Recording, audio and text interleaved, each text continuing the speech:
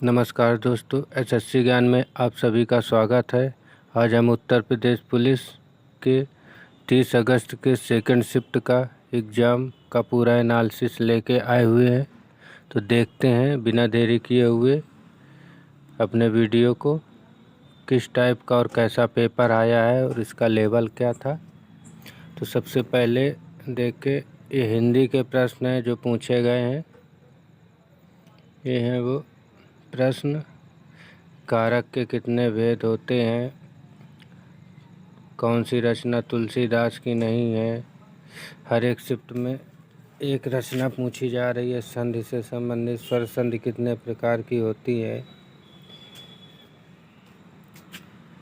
ये देखिए वो प्रश्न जो हिंदी में पूछे गए हैं, और इन प्रश्नों को देख के आपको अंदाज़ा लग जाएगा किस लेवल और किस टाइप के प्रश्न पूछे जा रहे हैं, जिससे कि कल अंतिम दिन जिन भी भाइयों और बहनों का पेपर है वो अच्छे से एक बार रिवीजन करके परीक्षा में बैठ सकें और अपना पेपर अच्छे से कर सकें और सफलता प्राप्त कर सकें।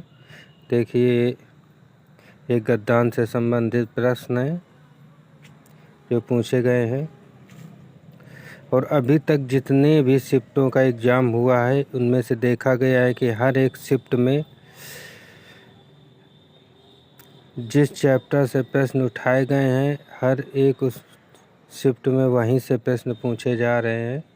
ये जीके के प्रश्न यहाँ से शुरू हो गए। देखें, 38 नंबर, उत्तर प्रदेश में राष्ट्रीय सरगरा संस्थान कहाँ स्थित है। ये कानपुर में है। देखिए, अंतर्राष्ट्रीय दूरसंचार संघ, ये जीएस के प्रश्न है। सोशल मीडिया पर हैशटैग, सोशल मीडिया से संबंधित हर एक शिफ्ट में एक प्रश्न पूछा जा रहा है। जैसे जीएसटी से संबंधित एक खोज से प्रश्न पूछा जा रहा है। इस शिफ्ट में ऑक्सीजन की खोज किसने की थी पूछा है।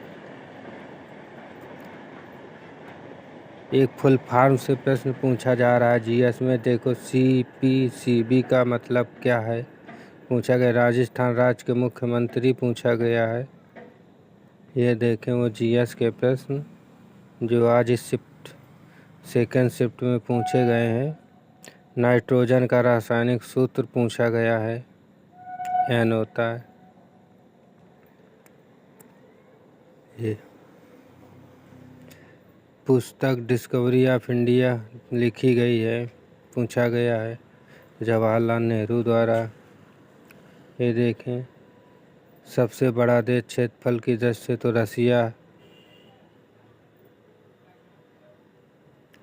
मानवाधिकार की घोषणा में 75वीं वर्षगांठ कब मनाई गई, तो 10 दिसंबर को मानवाधिकार दिवस मनाया जाता है। ये देखें, ये सभी जीएस के प्रश्न हैं जो आज सेकंड शिफ्ट में पूछे गए हैं। ये आईजीएसटी में आई का मतलब क्या होता है।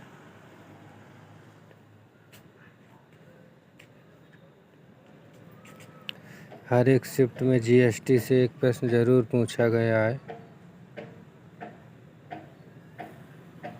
ऑस्ट्रेलिया की राजधानी पूछा गया है, कैनबरा। सुबह भी शिफ्ट में पूछा गया था राजधानी सब एक प्रश्न।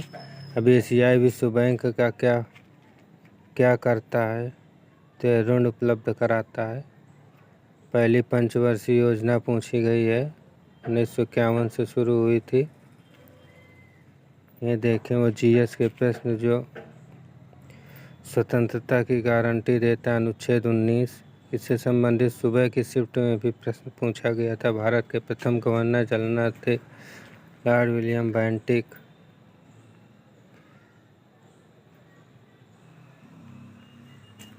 साइबर अपराध से संबंधित प्रश्न पूछा गया। डंपिंग का अर्थ है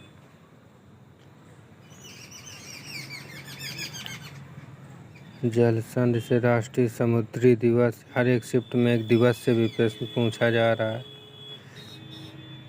ये जीएस के वो प्रश्न हैं।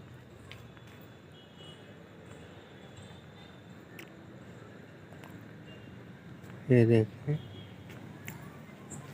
यहाँ से मैथ के प्रश्न शुरू हो गए। और मैथ में भी देखा गया है कि हर एक शिफ्ट में सेम टॉपिक से प्रश्न पूछे जा रहे हैं। एलसीएम एचसीएम से प्रश्न पूछा गया है, ये पार्टनरशिप से एक प्रश्न पूछा गया है, औसत से प्रश्न है, परसेंटेज से एक प्रश्न है, प्रॉफिट एंड लॉस से प्रश्न है। तीन प्रश्न प्रॉफिट एंड लॉस से पूछे गए हैं। फिर ये देखिए चक्रवृद्धि ब्याज से प्रश्न पूछा गया है, मूल राशि क्या होगी।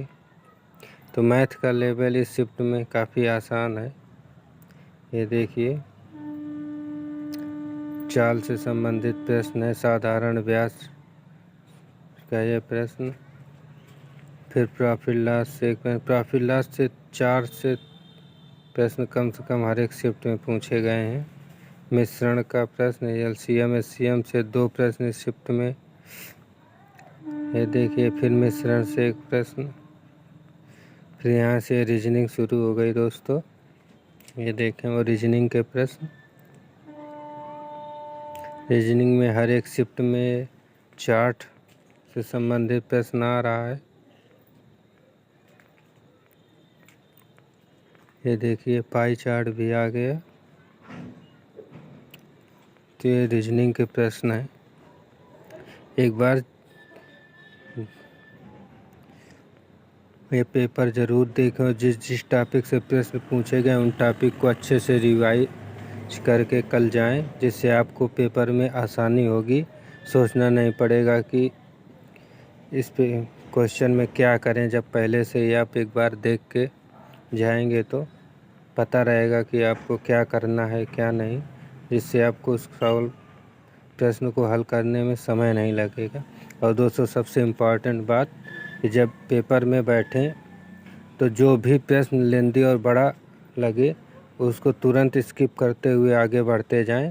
लेंदी और टफ क्वेश्चंस को हमेशा बाद में रखें ताकि आपका समय बचा रहेगा और आपका पेपर छूटेगा नहीं।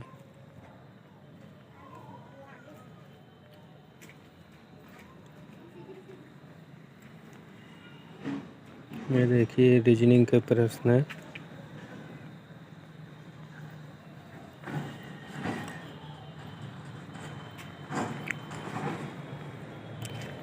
इस सेट में रीजनिंग के प्रश्न छोटे और आसान हैं। यहाँ से देखें ये रीजनिंग के सारे प्रश्न हैं। तो रीजनिंग का लेवल इस शिफ्ट में भी इजी ही है। तो दोस्तों अभी पेपर में बैठें तो पेपर में सबसे ज़्यादा एक इम्पॉर्टेंट बात बताता हूँ कि आप एक सब्जेक्ट हल करने के बाद उसको ओमार शीट में फिलअप ज़रूर करते जाएं। लास्ट के लिए ना रखें कि पूरा पेपर हल करने के बाद ओमार शीट को भरेंगे। कभी कभी होता है कि टाइम ही नहीं बचता और ओमार शीट आप सारे क्वेश्चन करने के बाद ओमार शीट फिल करने का समय नहीं बचता और पेपर आपका ख़राब हो जाता है। जिससे हर एक पोर्शन का हिंदी किया, उसके बाद फिलअप कर लिया, फिर मैथ किया, फिर फिलअप कर लिया। जैसे आपका लास्ट में प्रेशर नहीं रहता और आपके मार्कशीट भी भर जाती है और पेपर भी अच्छे से हो जाता है। तो ये था आज का पेपर। कल फिर मिलेंगे सुबह फर्स्ट शिफ्ट का पेपर एनालिसिस लेके। तब तक के लिए जय हिंद।